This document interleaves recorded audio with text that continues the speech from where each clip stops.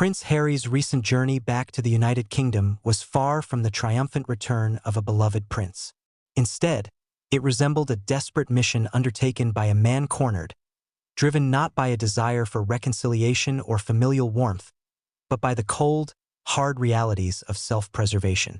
The absence of the usual pomp and circumstance, the lack of cheering crowds, and, most notably, the conspicuous absence of Meghan, all painted a stark picture of a solitary figure stepping onto the soil of a nation that once embraced him wholeheartedly, but now observes him with a detached, almost clinical curiosity, akin to a faded tabloid headline. The silence that enveloped him was not merely awkward. It was a deafening void, a testament to the unspoken understanding of the true, underlying motives that propelled his return. Behind the imposing walls of the palace, the atmosphere was reportedly far from welcoming. Interactions with members of the royal family were described as brief, stiff, and painfully businesslike, devoid of any genuine emotional connection or attempts at reconciliation.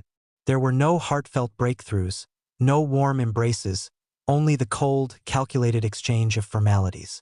While the royal family may maintain a facade of unity and smiles for the ever-watchful cameras, the deep wounds inflicted by Harry's past public pronouncements, the explosive Oprah interview, the tell-all memoir, the unflinching Netflix series have not been forgotten, nor easily forgiven.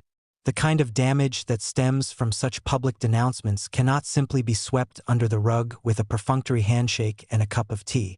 The scars run deep, and the memories linger. It's no secret that the palace has been strategically severing its financial ties with Harry, a move that underscores the shifting dynamics within the royal family. King Charles, now at the helm of the monarchy, is no longer viewing Harry solely through the lens of paternal affection. Instead, he assesses him as a potential PR disaster and a significant financial liability.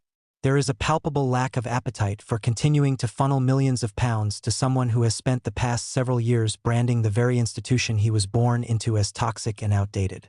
While the palace may have once tolerated such behavior out of familial love and a sense of duty, that era of leniency has come to an abrupt end.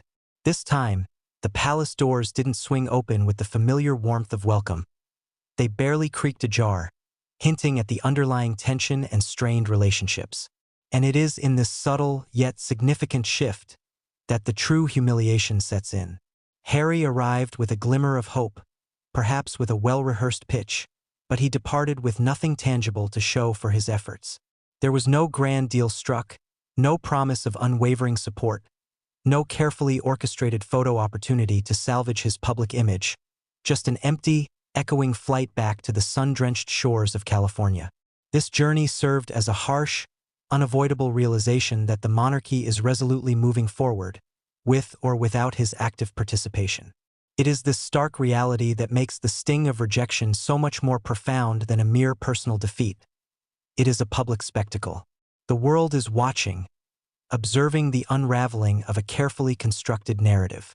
The man who once vehemently declared his desire to sever all ties with the royal family is now circling back, hat in hand, like a desperate executive chasing after an investor who has already pulled the plug and moved on to greener pastures. Let's delve into the intricacies of the brand that Harry and Meghan meticulously cultivated. Once, they were the epitome of it, the rebel royals who dared to defy tradition and forge their own path. They commanded the sympathy of a global audience, basked in the radiant spotlight of Hollywood, and held the promise of limitless opportunities within their grasp. But the fickle nature of fame and fortune is such that things inevitably change. The once dazzling Netflix glow has begun to fade, and Spotify has already severed its ties, signaling a significant blow to their financial empire. The well of captivating content isn't flowing as freely as it once did, and the couple is no longer perceived as the shiny, new sensation that captivated the world's attention. Novelty, as it often does, wears off with alarming speed in an industry that thrives on constant drama and the allure of fresh, undiscovered faces. With Meghan conspicuously absent from this pivotal UK trip, the message reverberated loud and clear. She was unwilling to subject herself to the palpable frostiness of the palace. This calculated silence from her side was not a random occurrence. It was a strategic maneuver. Meghan understands the inner workings of the palace all too well. She knows the oppressive atmosphere that descends when the temperature drops, and she was unwilling to walk into that storm again without complete and unwavering control of the narrative. Her absence only served to amplify the spectacle, telling a story without uttering a single word. Harry was on his own, facing the music alone.